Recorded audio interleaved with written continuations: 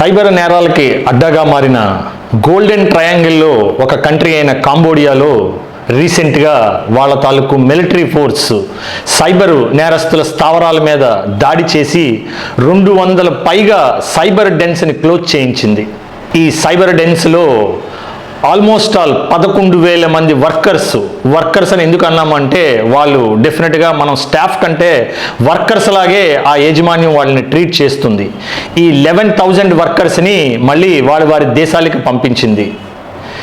వీటిలో కొన్ని వేల సంఖ్యలో టెలిఫోన్స్ కానీ కొన్ని లక్షల సంఖ్యలో మొబైల్ సిమ్స్ కానీ అక్కడ దొరికాయి. వీటిలో 90% ఇండియన్ కంపెనీకి సంబంధించిన సిమ్స్ కానీ ఫోన్స్ కానీ వాళ్ళు వాడుతున్నారు.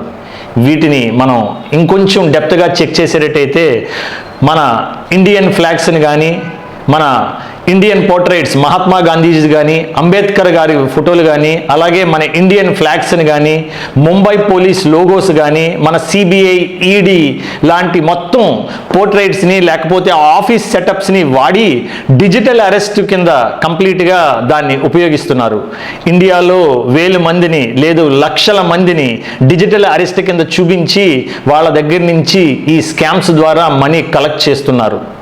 ఒకవేళ ఈ వర్కర్స్ ఎవరైనా సరే దాన్ని చేయడానికి అంగీకరించకపోతే వాళ్ళకి కరెంట్ షాక్స్ కూడా ఇస్తున్నారు. అవి ఎలా ఉన్నాయో ఒక్కసారి చూడండి వాళ్ళ మాటల్లోనే. A 36-year-old Malaysian known as Only Joe was rescued after being trafficked to Cambodia, where he was forced to work for a cyber scam syndicate.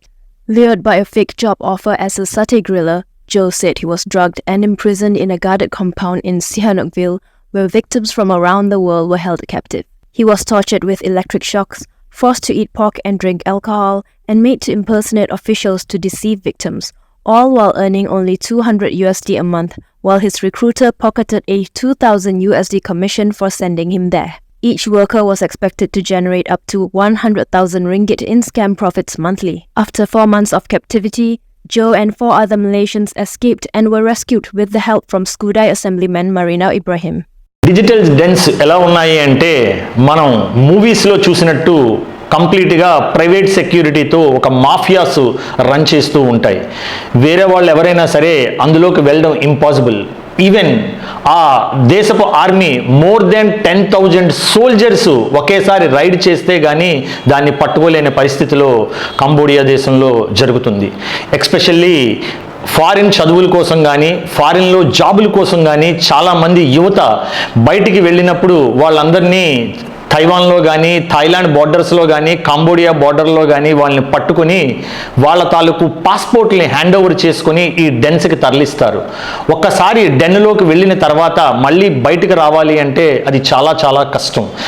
డెఫినెట్గా ఈ మాఫియా చెప్పినట్టు ఆ ఎవరైతే లోపల వర్కర్స్ కానీ స్టాఫ్ మెంబర్స్ కానీ ఉన్నారో వాళ్ళందరూ ఒక సైబర్ క్రైమ్ చేసి వాళ్ళు కంపల్సరీగా మనీ కలెక్ట్ చేయవలసిందే.